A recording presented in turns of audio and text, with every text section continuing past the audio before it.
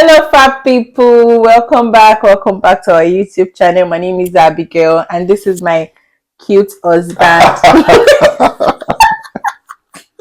I know so far. Wow. Are you not cute? I didn't know that, no. Fantastic.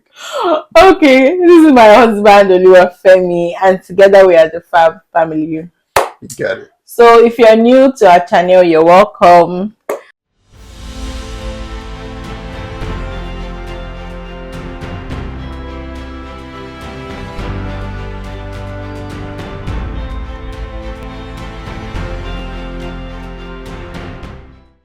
It's the season of love, guys, and as you can see, we are matching. We're putting on the same sweatshirt. Yep. And these sweatshirts are from Drawelry. Okay, guys, this is a brand that specializes in items such as sweatshirts, jewelries. They make customized items as well. Yes. So it's the season of love. I've said that before. But guys, go onto their website and buy things. In fact, I saw on their website they have some jewelries that you can customize the name of your partner inside, and it looks so beautiful, guys. So you want to check that out. If you're looking for Valentine ideas, you don't know what to get for your partners, your loved ones, go onto their website and you'll be spoiled for choice because they have a lot of options.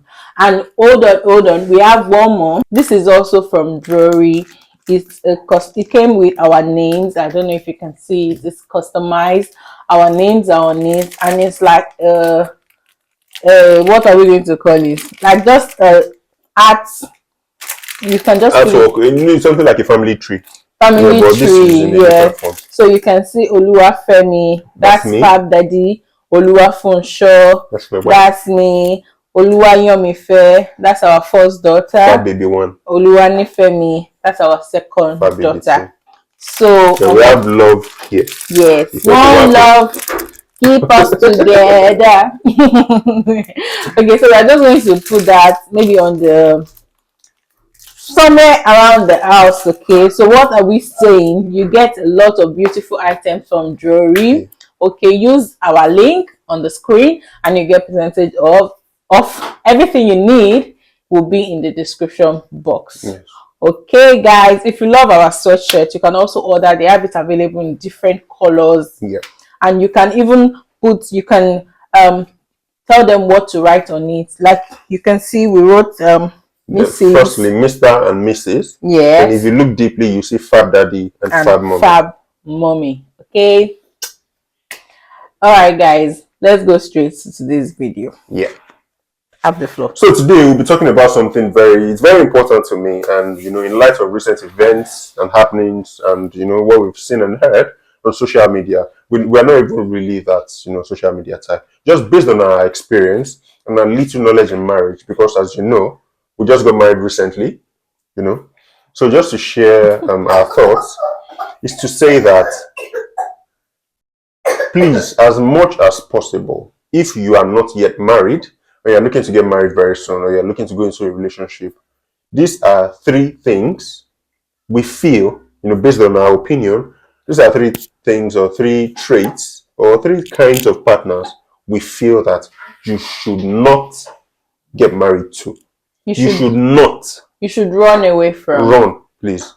Run, oh. I know you won't be putting on, your shoes, you won't be putting on. I want to say remove your slippers and run. I know nobody has slippers. Take off your shoes and your sneakers and tearies. You feel me? Yes. So we'll just jump right into that. Do you want me to start? Yes, please. So for me, my all-time number one is, please, as much as possible, please, I'm begging you in the name of God, don't marry a bitter woman. Don't marry a bitter woman. Now, what I mean by a bitter woman, most times when you say a bitter woman, it feels like maybe they've had bad experiences with relationships or with marriages. But for some people, the bitterness is not even their own experience. It's maybe experiences that they've seen on social media, abusive and toxic relationships. Experience that it's not directly, maybe it happened to their mom. Exactly. Or one of their maybe parents. their upbringing, their family, they saw their dad, being abusive with their mom, or the other way, or from social media relationships, or from their friends. So it's not like they are extra guarded and they've absorbed some of that bitterness into their heart, and it's going to, if they don't get rid of that bitterness, it's definitely going to affect their relationship. We've seen it a lot of times. We've seen it happen frequently. So please, as much as possible, don't marry a bitter woman. Let them heal first. I was going to say that it's important for them to heal. Important. A lot of people go through stuff. You know, some women, you don't blame them. They've been raped. They've gone through abusive relationships. Even there was a relationship I heard about recently on the issue of rape, which is really unfortunate. I mean, she got married and it was difficult for her and her husband to have sex. It was really, really difficult. I mean, extremely difficult. So it's not like you should run away from those people, but make sure they get a certain healing first. Yes, that healing. Maybe they speak with someone, go through therapy. Just that thing should just go away so that you both can enjoy the marriage. That's all Fab Daddy saying. Yeah, that's what I'm saying.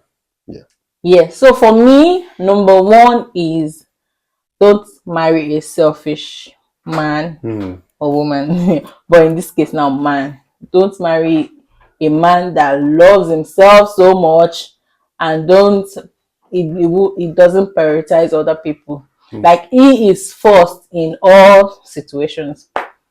Yes, it's very, very. So when people ask me, like, I'm not a marriage counselor, but back home I used to talk to a lot of people. So the first thing I tell them is marry a kind person, and the opposite is marrying a selfish. Don't marry a selfish man. Don't marry someone that will not think about you, think about your children. Don't marry someone that is just self-centered. Even in finances, don't marry a selfish man. Don't marry a stingy person. Because if you want to talk about it from now, I know the world has evolved. I have my money, you have your money. A man still, it can never be equal. So what I'm just saying is, it's not enough that the person loves you. Is the person a willing giver? Is that word correct? Like, does a person put you first? Always, yeah, why not? All right, I don't want to. I wanted to balance that out, but I think you already balanced it, because we have people who are kind to. They are not selfish. They are kind to outsiders, but they are not kind to you. And you already said it, that you should, marry someone who is kind to you, who is good to you, who gives you, and gives you balance. So it's not just you and outsiders and everybody. It's naturally kind. Yeah. So secondly, for me, please don't marry an ungodly woman, a woman who is not godly. And I don't know if there is a way to balance out the definition of ungodly or godly, because as a Christian, I know what godly means to me. As a Muslim, you should know what godly means to you. I mean, according to your beliefs and your religion. If you have any other kind of religion, I think you have your definition of godly. So I'm not just talking about Christians, I'm talking about everybody. So don't marry an ungodly woman. As a Christian, as a Muslim, don't marry an ungodly woman, and it goes around all religions like that. Because I think that being godly is a very core of the foundation of a family. Yes. It's a very core, and you cannot take that out. You cannot. Now, this point you are making goes for both genders, but because Fab Daddy is talking from the perspective of a man. So I'm talking. So as well, men don't marry ungodly women, don't marry ungodly men. But it's very particular to me as a man, that because at some point, it doesn't always balance out that the man is busier than the women. But I think it's fair to say that in most cases, the husbands are usually very busy. It doesn't mean that the man shouldn't be good. Yes, but at point when you are at your low point, you should have a woman who will back you up. Imagine you marrying an ungodly woman. Yeah, the woman too can be at a low point. And so you tell the women too that for women don't marry an ungodly man. No, that's why I just said now that everyone, don't marry your kind. I think someone said this recently, and it became a controversy. It's even controversial with me. The issue of marrying your kind, because marry someone that is on the same faith That is where I now have a slightly different opinion. Really? I also still generally advise that you marry your kind. If you're a Muslim, marry a Muslim. If you're a Christian, marry a Christian. Marry your kind. Because it helps align your beliefs that you are going to build your family on. But there are some cases that as a Christian man, it's difficult to say because it's controversial. Now, I know Christians who got married to Muslims, and in my opinion, I mean, I'm not inside their marriage, but from what I can see outside, it feels as if they're having a very good marriage. We've seen people that married their kind and they've had terrible marriages. Yes. But I have some people as friends that the husband is a Christian, the wife is a Muslim, or the husband is a Muslim, the wife is a Christian. They got married and they're doing really well. But if you look at the beginning or trying to adjust, might be very rough. For some people, it's not rough. People that are close to me like Ishon. It just sometimes means that you have to bend in some areas. You have to bend. You have to reach a compromise. You come together, especially when you're deciding for children. Which faith will the children? Some people, the children will not be Christian and Muslim and all that stuff. Yeah, it means you have a lot of decisions to make. That's why I also say that generally, I advise that you marry your kind. But there are some cases that you marry someone from a different religion or different belief. Let everyone just be godly. Yeah, godly. If you are doing this one, do it with your doing shakala, do shakala. If you are doing that one, do it with your do shokolo.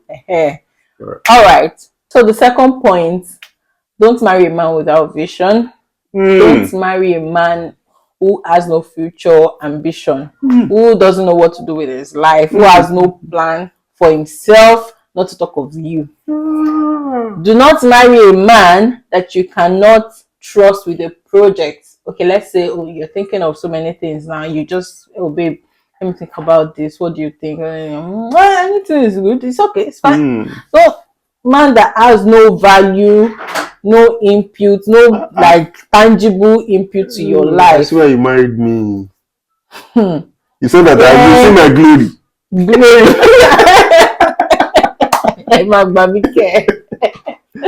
Not like glory, but I know that you think at least ahead. Don't mind somebody that don't have head to think. Some people are just carrying big head about nothing. Nothing is inside. And I think it's important to say that for me, it's not related to whether you have money or you don't have money. Because some people, when you talk about a man that doesn't have a purpose or that doesn't have vision, you think we are talking to people that do not have money. No. Some people have money and they don't have purpose. They don't know what to do. They don't have any plan for the money. They just want to live lavish, go to club and just spend that money. So going to club is a bad thing. Is it not? But going to club is not necessarily bad. Okay. And you can go to club and still have vision. Let's not deviate from the matter. What I'm saying. You don't know I'm going to club. If you like go. What I'm saying is, do not marry a man that does not have purpose in life, or vision. Don't marry a man that you as a woman, okay, let's imagine that you have ideas, you always have business ideas, creative ideas, your mind is always working and you don't even have someone to share it with. And then you have opportunity, or maybe you meet an outsider that you guys align, you share those things with. That's where this thing will not start. We think alike. You and me, we are together. Meanwhile, your partner is at home and you're already getting close to, you know what I'm saying? Marry someone that you know that even when you have issues at your work, it's not his business, but you can bring it to him and he can have a positive input or something. just leave and let her be there. Yeah, my third and final point. I know there are a lot of things, but just picking out these three very important points. My third point, it's some kind of a very controversial one, but I'll explain briefly. As a man, wait, let me talk, please. As a man, don't marry a woman who is not submissive. Don't marry a woman who cannot submit to your leadership and your headship. Explain yourself. And your authority. Don't marry a woman who cannot submit to who cannot submit to your authority. Explain yourself. Calm down. Are you not submissive? I'm submissive. Oh, Larry. So And I said it's somewhat controversial because for a lot of people, when you hear submission, slavery, no, the man, they want to be riding you, they want to take you as a fool and all of that. But no, that's not what we're talking about today. I'm saying this on the basis of being a Christian. I'm a believer, I'm a Christian, and I know what submission means when it comes to my beliefs. I'm saying this as a Yoruba man. Even that in itself is controversial because Yoruba men, they militaries, is yes, yes. I know we're not talking about that. And I'm also saying this based on what I've gathered in my years of growing up as a single man. Now, we are formed by these things, by our beliefs, by our families, our upbringings. Now, what I mean by Yoruba is there are certain things we do that are guided by your tribe. By being a Yoruba person, being an Igbo person, being from Cameroon, being from Ghana, we have certain kinds of traditions. And I'm not saying bad traditions. Something like when you're having the Yoruba engagement, that we call it, there's a moment when the wife is asked to feed her husband, she kneels down and puts cake and puts wine. We're not doing that because we are Christians. We're doing that because we are Yoruba. So you want it to continue? No. I'm just using that as an example. For Igbos, there's a period when the husband will sit down somewhere like a chairman and the wife will take his palm wine or something and she'll be looking for her husband, she'll go and give it to him. They are doing that not because they are Christians or Muslims, it's because they are Igbos. So we are brought up in a certain way that our tribe has influenced some things that we do. So as a Yoruba man or as an Igbo person, what submission means to me might be different from what submission means to you. So depending on the kind of person that you are, for me, I am Yoruba. I know what submission means as a Yoruba man. I'm a Christian. In fact, most importantly, I'm a Christian. I'm a child of God. I know what submission means as a Christian. So in light of that, I shouldn't marry a woman who will not be submissive to my leadership and my authority. I know another thing that has brought in controversy is, this 50-50 thing, we're in it together. I'm not even talking about feminism. This 50-50 thing, we're in it together. But is there a leader in your home? If there's no leader in your home, you people are 50-50, you should not bother about submission. Or if as a man, you also have the idea or the mentality of this 50-50 thing, it's fine. I'm not saying it's wrong, it's fine. So far it is particular to you like that. So you know this point is not for you. I'm saying if you are like me, then please, or if your beliefs align with that, don't marry a woman who cannot submit to your leadership and your authority. I would also say that there's power in submission. If you know the cheat, there's power in submission. There are some things that you just say, okay. And then maybe the person, your partner, is already expecting a reaction but doesn't see any, and you've just, okay, whatever you say, we will do. They would also go back and think about it. I don't know if you're opposed to a lot of women. They will also go back and think about it and now bring up the matter in another way that both of you can see reason. So a lot of examples like that. I think there's power in submission. And what we mean by submission is not being a slave in your own home. Yeah. You have a voice as well, but it's just that then you cannot have two masters in a ship. Okay, we need to have. Let's know, it's a very controversial topic, but we understand ourselves. Yes, and if you also understand it, you get it. You get it. Yes. So for me, the third point will be: don't marry a man who has who cannot control himself. Who doesn't have self-control. Self-control is very, very important especially for men. There are a lot of things going on in this world, on the streets, in social media, a lot of things. So a man who doesn't have self-control, cannot control his feelings, cannot control his anger, his temperament, cannot control his pockets, cannot control his mouth, cannot control his organ, reproductive organ. Which one is reproductive? Because if you cannot... Okay, so self-control is very important in a marriage. For both, but especially for men. Yeah. You need to be able to control yourself. I mean, how can we be calling you the husband that you don't have control? Everything that walks around the skirt, you're looking. Your eyes will baby come. Why? even your mouth. I even dislike men that talk so much. Oh my god. I'm sorry. Okay, we're on YouTube. Okay. So you need to have self-control. Also control your anger, because women, I don't know, I think it's just God's gift to us. We have a way of pushing and just, turning that button. So that's why it's easy for men to hit a woman, because if you don't have control, you will just get angry. And me, I've said things that I know that, assuming I married somebody that cannot control himself, I'm acting on me like that, because my mouth, you guys just think I'm gentle, but I also have my bad side. People should be praying for me. What are they doing to you? Okay, anyways, so that's just it. If you have other things, or if you reason with us, if you want to share or even tackle some of our points, you can put it in the comment section. Submission, man. Tackle me. You can put it in the comments and we will be there. Yes, so don't forget, Drawelry are selling amazing pieces for Valentine's and for even other occasions. Okay, there you can get lovely ideas, gift ideas on their website. We'll put the link in the description and everything you need. Sorry, our daughter is here. Nini, do you want to say hello? Don't destroy that curtain, no. Come, Nini. Mawo. This one.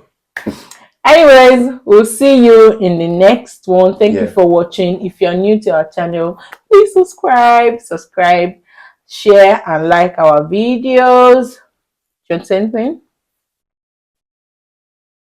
Bye. It go be.